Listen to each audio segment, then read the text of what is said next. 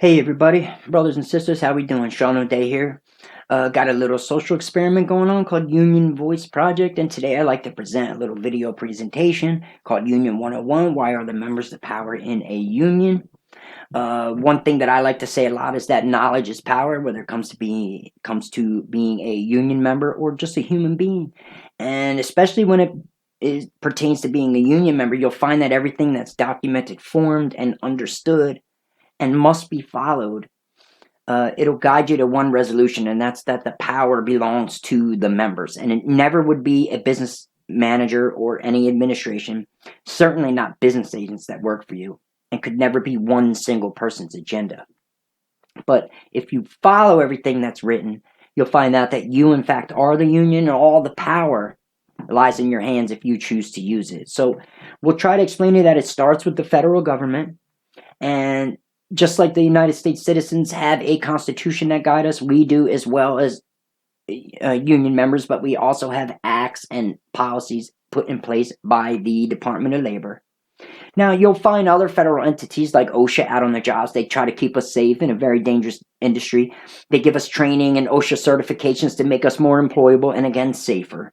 Then National Labor Relations Board might be one that we use more often, and that most members are more familiar with, a federal group that we use. We also have ones that protect us that you may not know a lot about, but may protect you more than the others, like the Office of Labor Management Standards.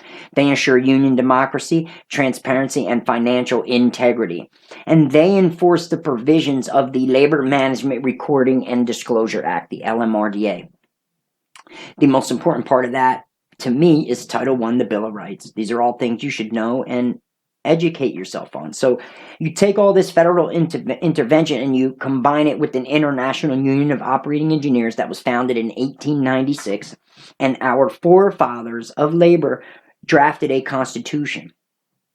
And the constitution was twofold. One, to allow for an organization that would foster, that would grow the ability to have collectivity and negotiate and bargain together for better standards, better conditions, better wages, a better life for the members that fall under the union.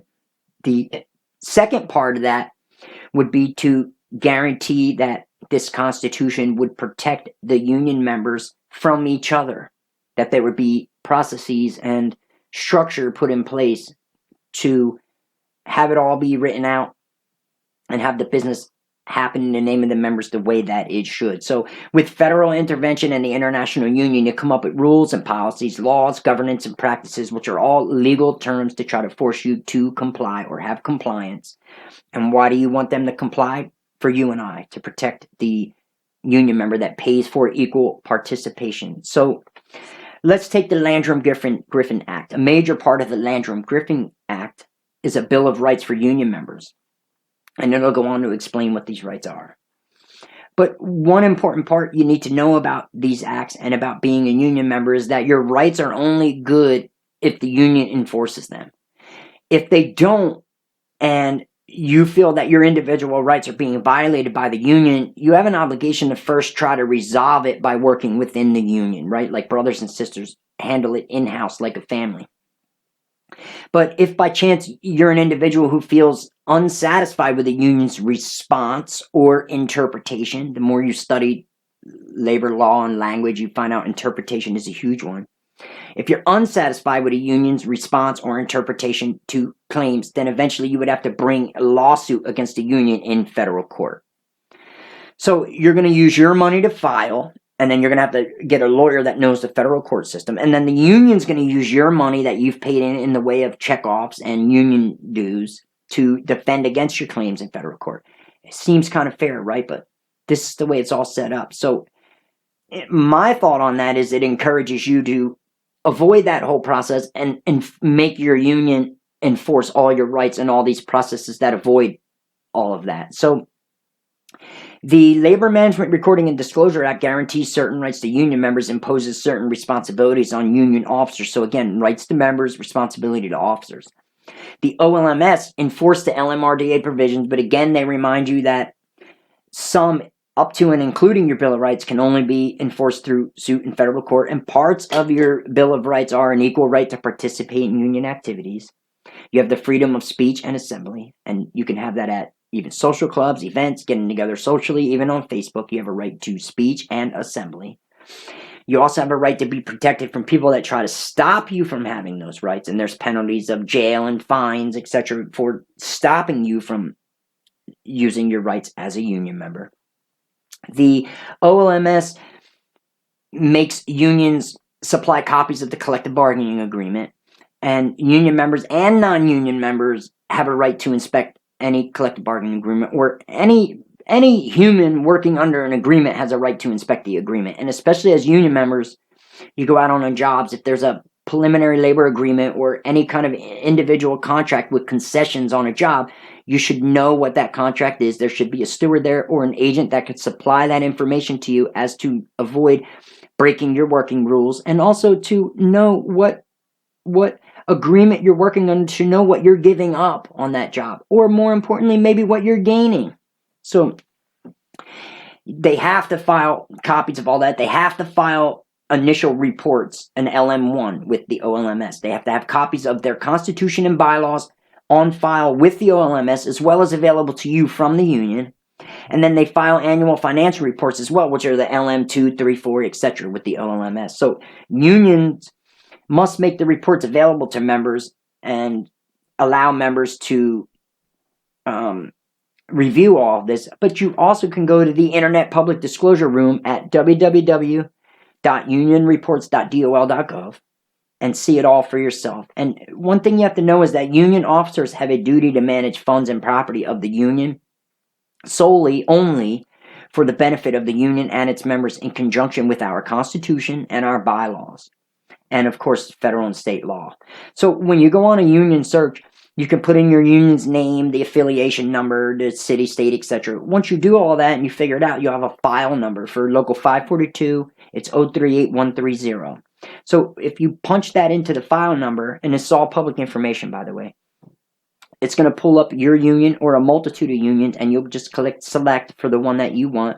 Local 542 will be in front of the number 038130, and then you pick what report you want at the bottom: standard report, account payable report, officer employee report. So we'll just give you a quick example of an officer employee report, and you'll see that the third column over, second person, is Robert T. Heenan. He's our business manager, and it'll show that his total disbursement for salary is $132,199.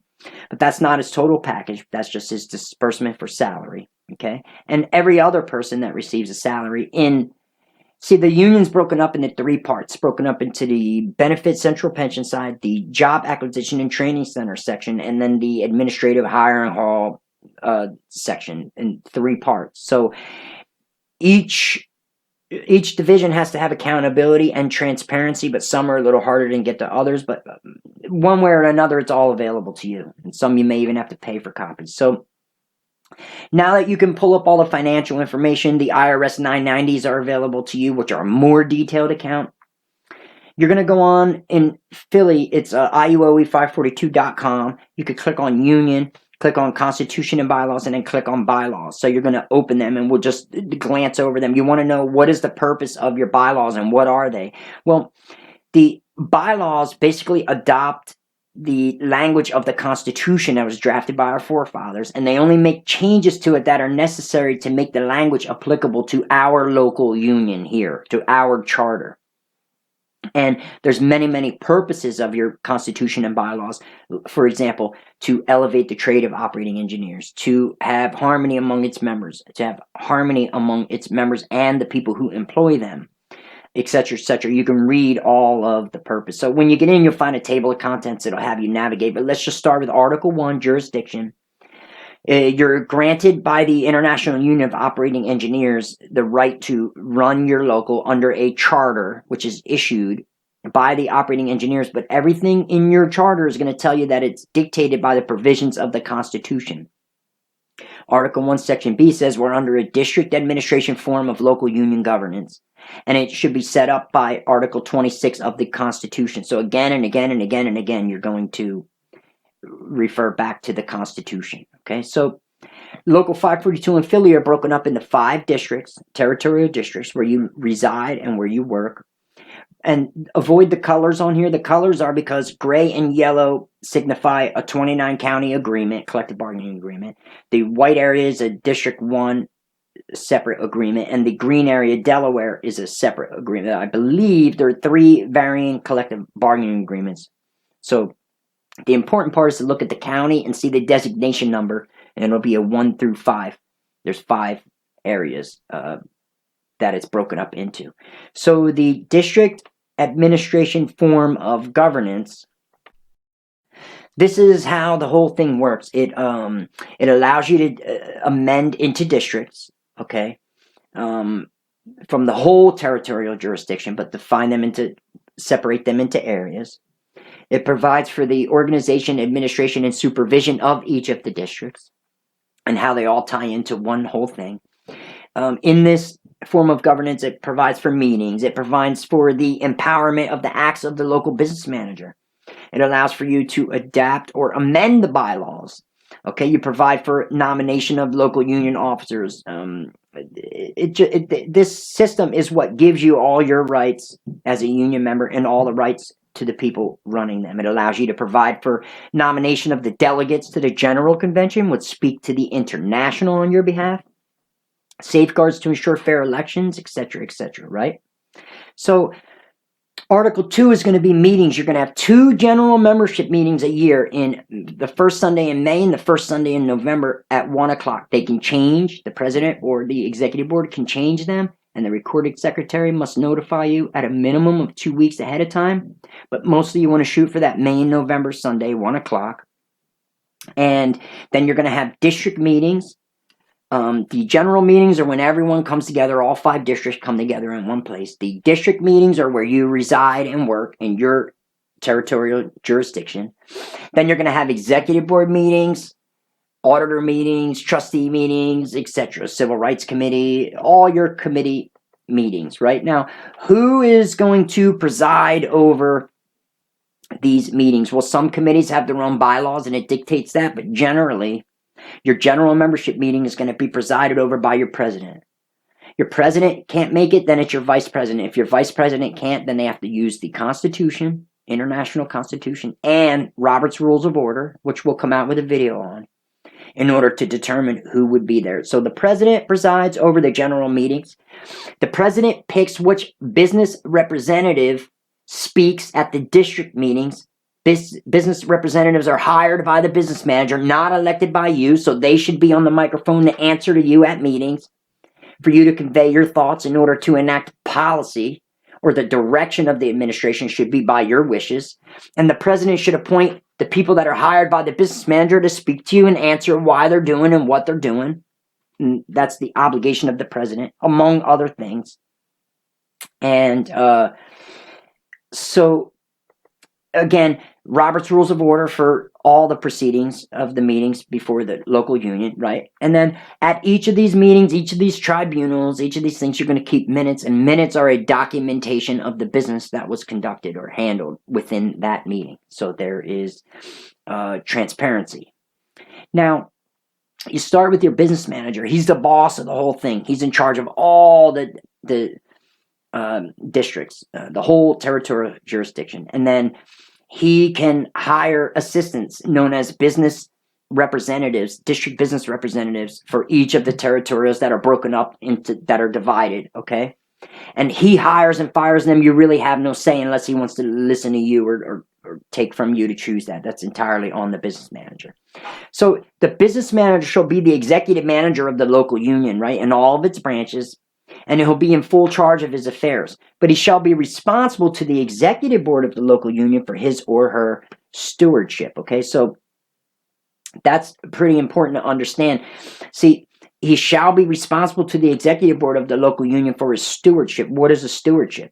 A stewardship is an ethic that embodies the responsible planning and management of resources. So the business manager must look to the executive board in order to have be held liable for the responsible planning and management of resources. So one thing you want to be aware of when it comes to an executive board is it can function in a multitude of ways. My belief is that the information sent to the executive board in order to enact policy or legislation that's going to change your life should be dictated by the voices at the meetings of the rank and file members that voice where they want the administration to go with their thoughts and concerns. What you can also have, which is totally legitimate and legal, is an administration that brings an agenda into the executive board, and then you'll find that one person will motion on every motion, and then there'll be a unanimous vote for every motion brought into executive board. You just look in your minutes and see who makes the motion and see if it says unanimous. So you have 9 executive board members, you have the line officers, etc., etc. You're telling me that out of 15, 16, 18, however your local bylaws, not one person dissented, or maybe they did, but at the end they came up with a unanimous vote, and that's all there for you to see. I'm not saying it's good, I'm not saying it's bad. What I'm saying is if one person makes all the motions and everyone is unanimous, it's worth looking into. And you may need to get some more people in on that executive board and change it up a little bit. And you may not. They may be working in the best interest of the members. But I can tell you that if you love someone and you trust someone, then it's fine to give that kind of leeway. What happens if they're gone and someone else takes over and has that leeway? It's better to tighten up with the people who you trust and make sure that these processes are all put in place. So just look in your minutes, look for who makes the motions, and look for the word unanimous. It's worth looking into. It's not an accusation. So all these elected people have a term of 3 years.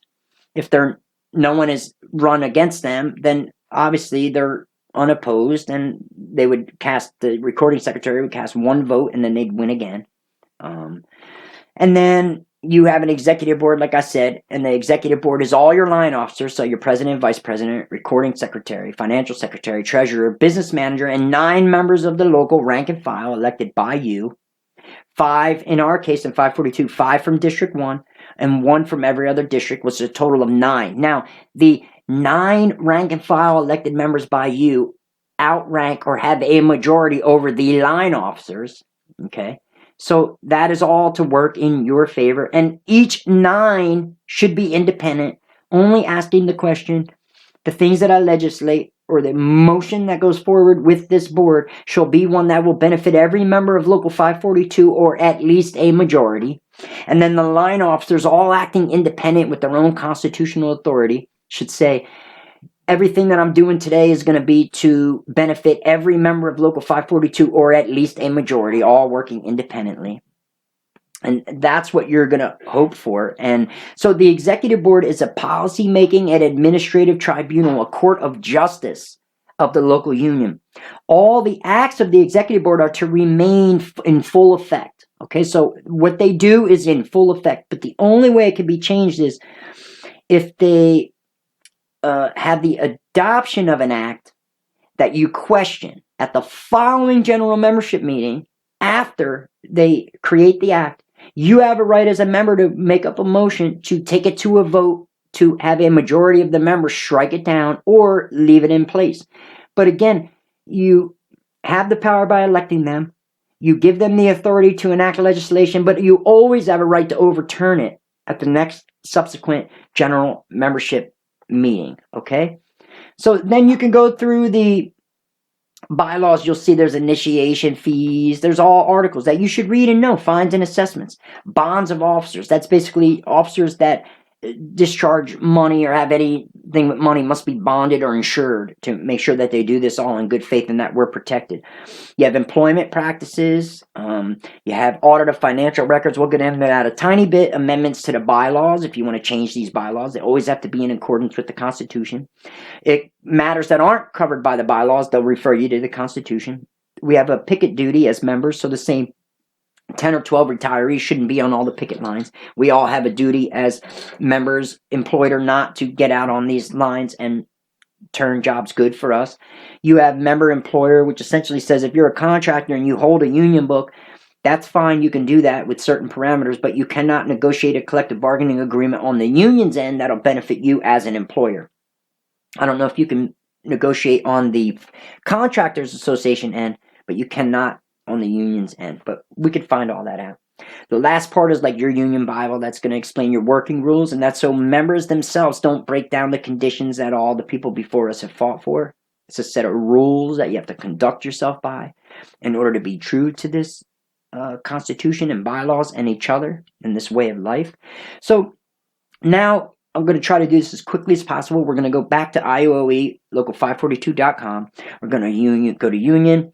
We're going to go to Constitution and Bylaws. Click on Constitution. We'll bring it up. There's a table of contents. Very important. If you start at the beginning, you're going to find out the name, purpose, government, and ritual of our international. Okay, it's going to explain the emblem and how it can be used and profiteered, etc., right?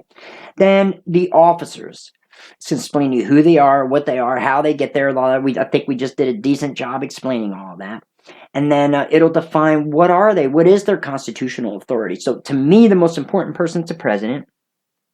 It's the duty of the president to preside at all the meetings, to enforce or pick the person that does, enforce the Constitution, the laws, the ritual, the rules, and customs of the organization, to decide all questions of order subject to an appeal to the local union, to cast the deciding vote in the case of a tie, to sign all orders on the treasurer for the disposition of funds authorized by the union, that's you, to be custodian of the quarterly password and examine the credentials of any member before bestowing the same. So they have to make sure you're a member in good standing before giving you the password, and to furnish the general president full and complete information on any subject within his control or knowledge, etc. So each of these officers has to answer to the equivalent officer of the international, and always the president. So if you're the vice president, you have to answer to the vice president of the international and the president of the international. If you're the recording secretary, you have to answer to the recording secretary of the international and the president of the international. So all being held responsible to their counterpart, as well as the president of the international. Okay, so now the president should be totally independent.